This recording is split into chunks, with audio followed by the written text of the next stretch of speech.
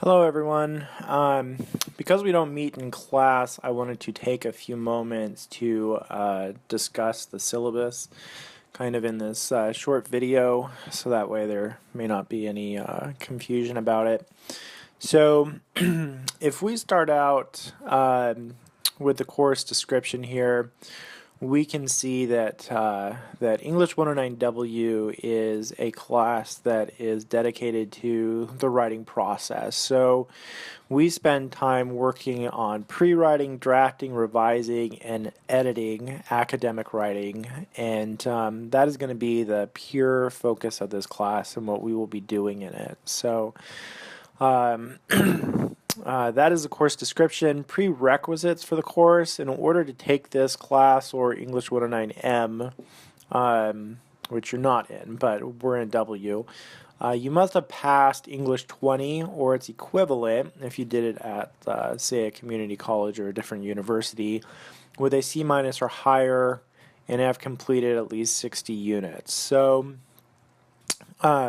don't panic if you haven't done the 60 units. I don't know that that's a hard and fast rule. I think that's just more or less recommended. The main thing is that if you've passed English 20 or its equivalent with a C- or higher, I believe you can be in this class. So enrollment.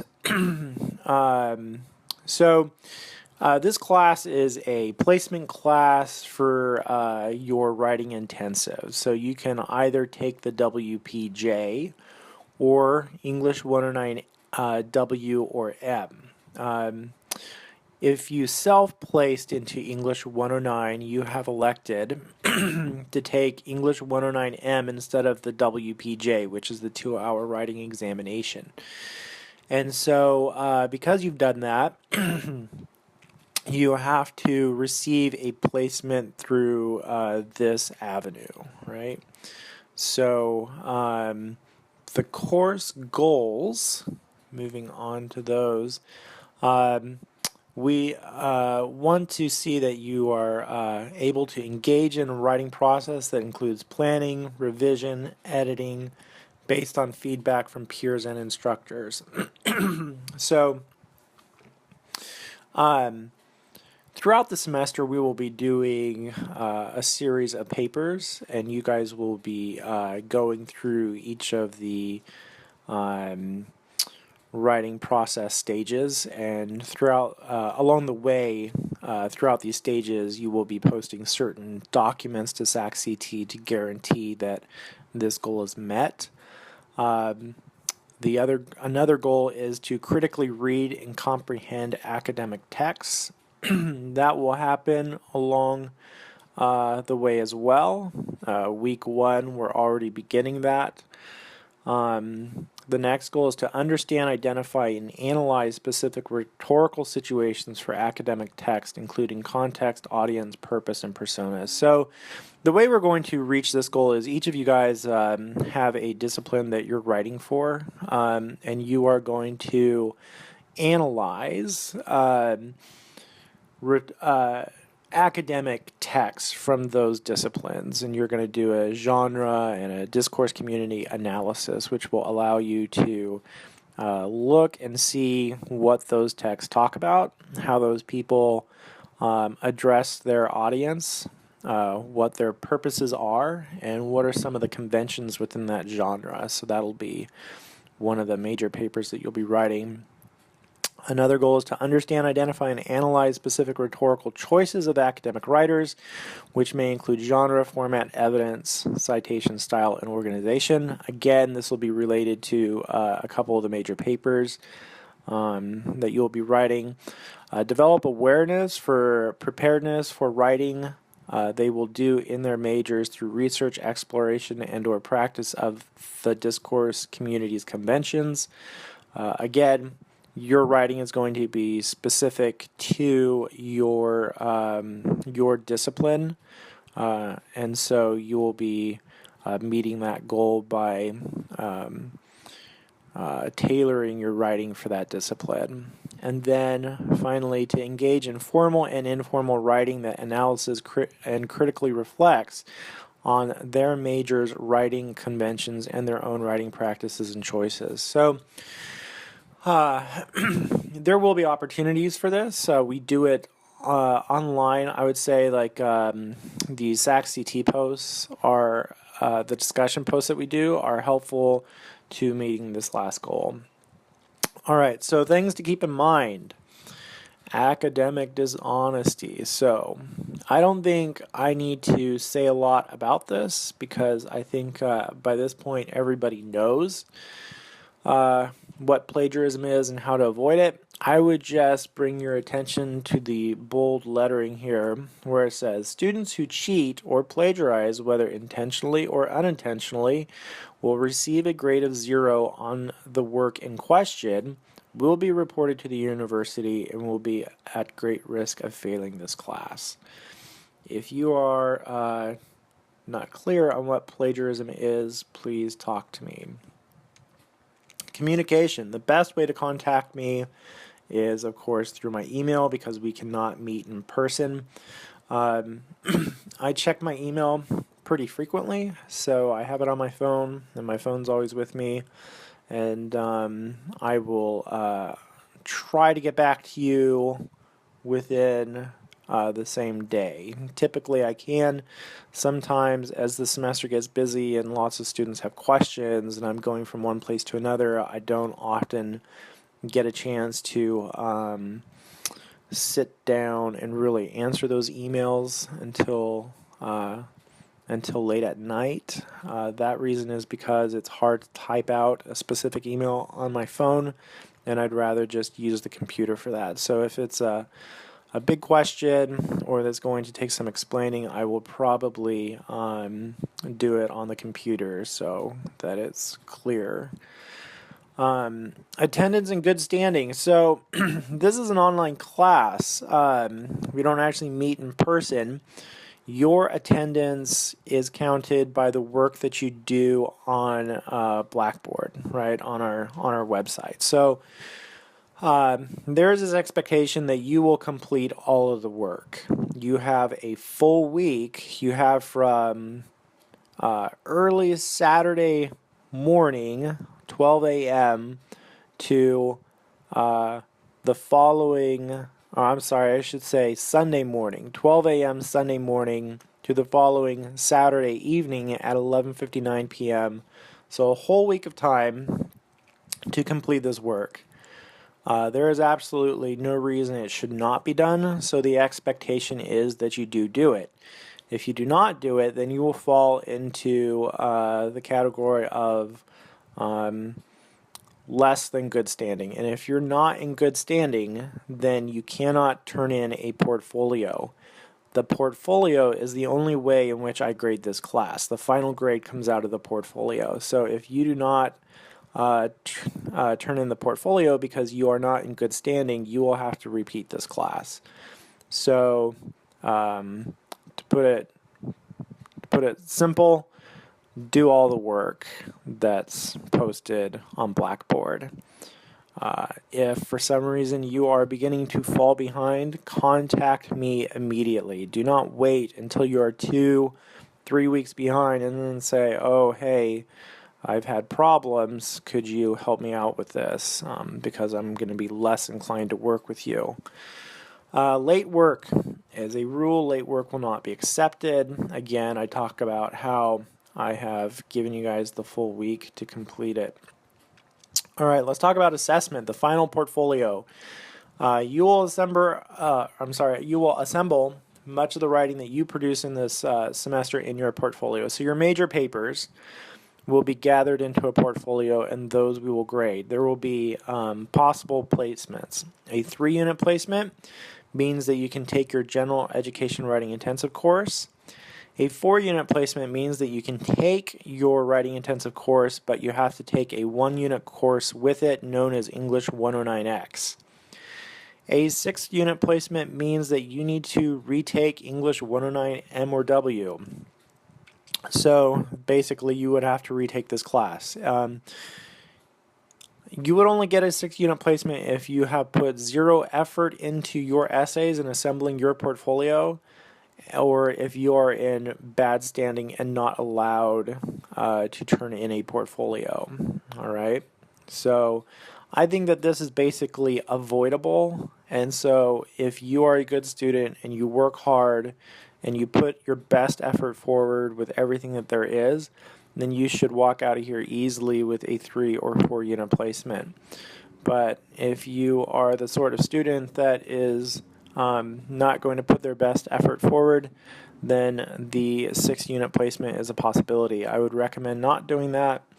I don't think that this class is that difficult. You know, like there's a lot of things to do, but it's not too overwhelming because we don't have that in class time. So I think that it's doable. So if you tend to slack on classes, don't let this be the one you're going to slack on. Course grade. In addition to awarding your portfolio, or the GUAR placement for your portfolio, you will be given a course grade. And so basically how this works is a 3 unit placement is an A through C.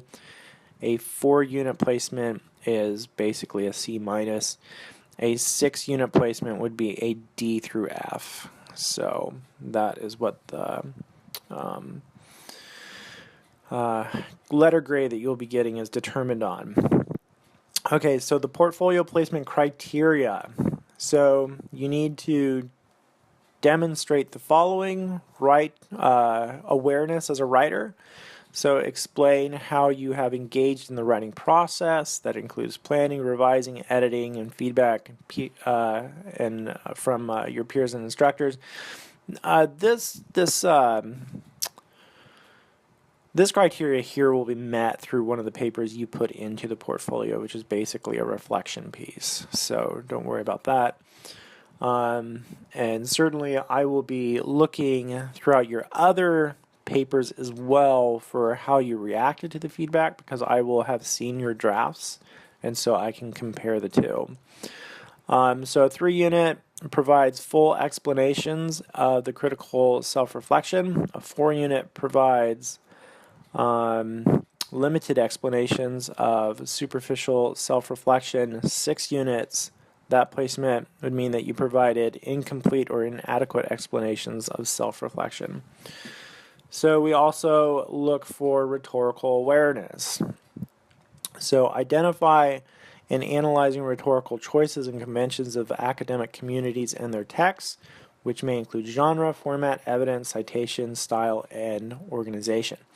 So again, you're going to be writing for the discipline that you are going into. So you will need to be aware with their academic discourse community. How do they structure their papers? How do they cite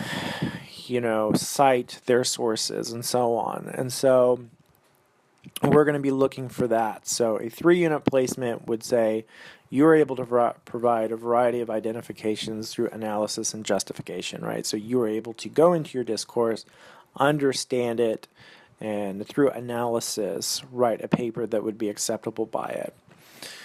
Rhetorical skill, make effective rhetorical choices that meet the expectations of academic audiences and or appropriate for the writer's specific rhetorical situation.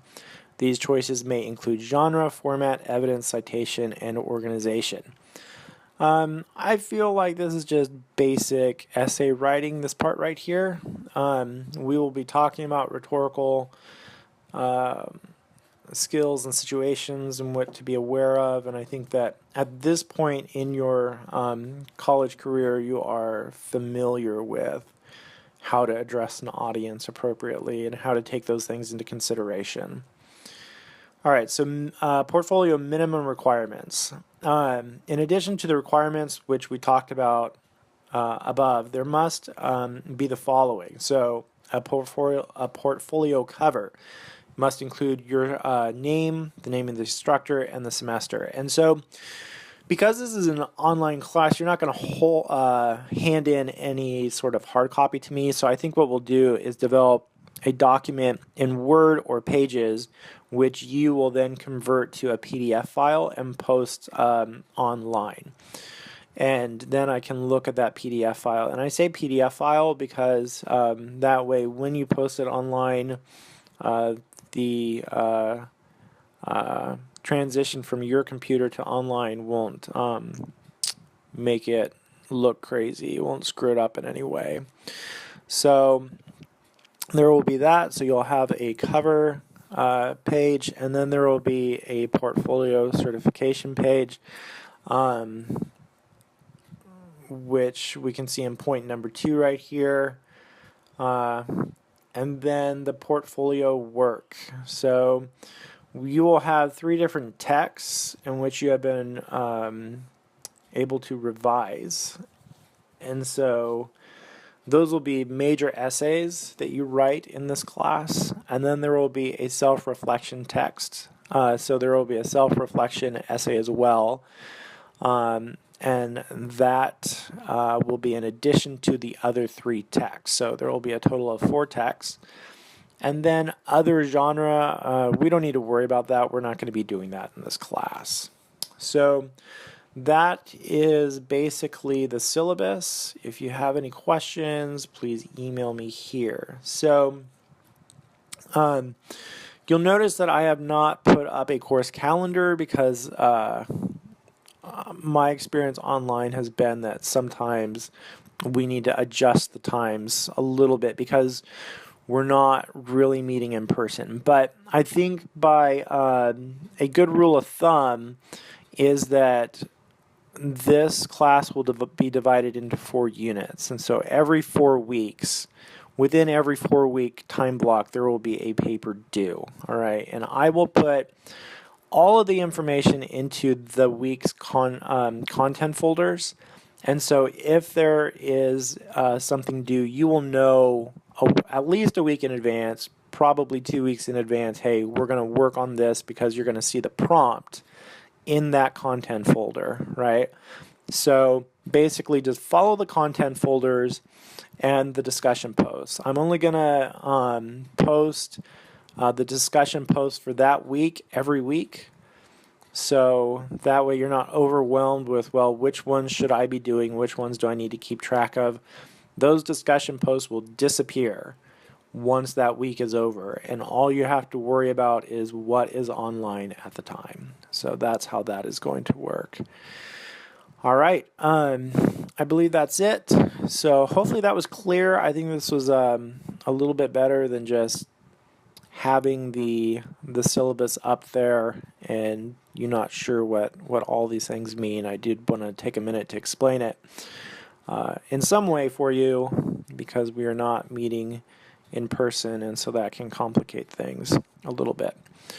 All right, well, good luck. If you have any questions, please email me.